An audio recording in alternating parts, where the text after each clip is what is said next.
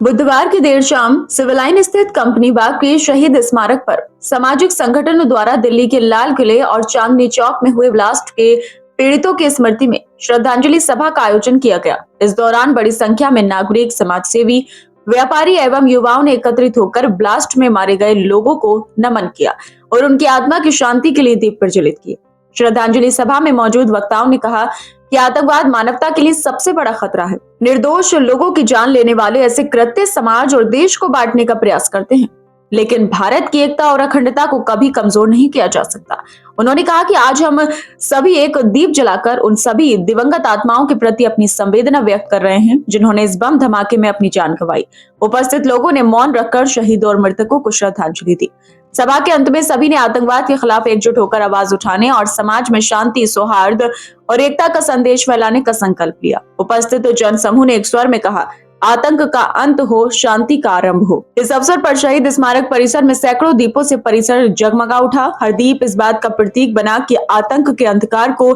केवल मानवता की रोशनी ही मिटा सकती है। क्या है आज यहाँ शहीद स्मारक पर इस मुरादाबाद की दर्जन से अधिक सामाजिक संस्थाओं के द्वारा यहाँ कैंडल मार्च निकाला गया और इसके पीछे जो अभी 10 तारीख को दिल्ली में जो घटना घटित हुई है लाल किले के आसपास, उसमें लगभग 13 लोगों की जाने गई है।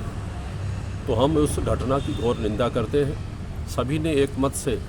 उस घटना की घोर निंदा की है और केंद्र सरकार की प्रशंसा की है कि बहुत त्वरित गति से कार्रवाई की और हमें लगता है कि वो सारी जितनी भी जांच की एजेंसियां हैं वो भी धीरे धीरे लगभग उस परिणाम की तरफ जा रही हैं जिसकी घोषणा 1-2 दिन में हो जाएगी। यहाँ जो विचारणीय प्रश्न है आज सभी सामाजिक संस्थाओं के द्वारा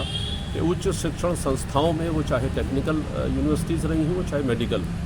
जिस तरीके से मेडिकल यूनिवर्सिटी के माध्यम से ये बात निकल कर आई है कि मेडिकल यूनिवर्सिटी के अंतर्गत ये इस प्रकार के मॉड्यूल पनप रहे हैं, मतलब डॉक्टर, चिकित्सक, MBBS, MD तक डॉक्टर्स इसमें उनका हाथ होने की संभावनाएं हैं। तो अब इसमें एक संदेश ये भी यहाँ दिया गया है कि UGC जो विश्वविद्यालय अनुदान आयोग है, और ये पता लगा है कि उसने भी अपनी अनुमति दी है इस यूनिवर्सिटीज़ को बनाने में,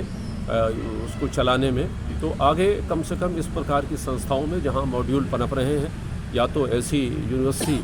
की मान्यता समाप्त की जाए, और अगर नहीं है तो फिर वहाँ कोई ना कोई मॉनिटरिंग सिस्टम ऐसे बनाने की आवश्यकता है कि जिस कोर्स के लिए, जिस पाठ्यक्रम के लिए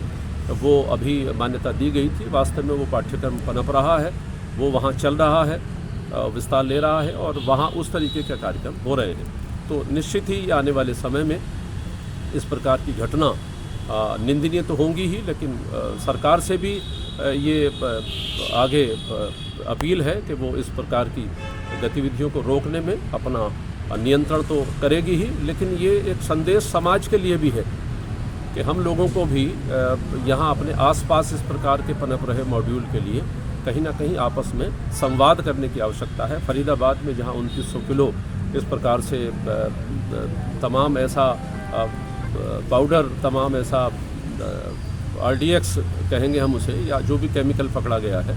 वो कहीं ना कहीं ऐसे स्थान पर था, वहाँ कौन रह रहा था, अकेला व्यक्ति रह रहा था, आ रहा था, जा रहा था, गाड़ी लेकर आ रहा है। तो हम लोगों को भी संवाद करके अपने उन मोहल्लों में ये देखने की आवश्यकता, सरकार अपना काम करेगी, लेकिन सामाजिक संस्थाओं की भी ये जिम्मेदारी बनती है कि हम आसपास इस प्रकार के मॉड्यूल पनप रहे, उन पर निगाह रखें और उन एजेंसियों के संपर्क में अगर आएंगे तो निश्चित तौर पर आने वाले समय में कहीं ना कहीं इस प्रकार की घटनाओं को रोकने में इस प्रकार की हमारी प्रवृत्तियों को मदद मिलेगी। आप अभी एक यूनिवर्सिटी का जिक्र कर रहे थे, कौन सी यूनिवर्सिटी का नाम? अल फताह करके जो यूनिवर्सिटी में डॉक्टर्स को अभी गिरफ्तार किया गया है, उस यूनिवर्सिटी के विषय में ये चर्चा है कि उसकी मान्यता UGC के द्वारा दी गई। तो UGC एक बहुत जिम्मेदार संस्था है उच्च शिक्षण संस्थाओं को संचालन कराने के लिए। तो उसमें अगर इस प्रकार से मेडिकल छात्र जो उच्च शिक्षा प्राप्त है, ये अच्छा संकेत नहीं है कि उच्च शिक्षा प्राप्त जिस प्रकार से इस प्रकार की घटनाओं को अंजाम दे रहे हैं, वो पूरा विज्ञान का इस्तेमाल विनाश के लिए कर रहे हैं। तो देखने की आवश्यकता ये है कि वहाँ इस प्रकार का विनाश अगर होगा तो निश्चित तौर पर वहाँ कहीं ना कहीं सामाजिक रूप से जो वहाँ मॉड्यूल हैं वो पढ़ाई की जगह पर समाज का नुकसान अधिक करेंगे। सरकारों को इस मुद्दे पर भी गहराई से विचार कर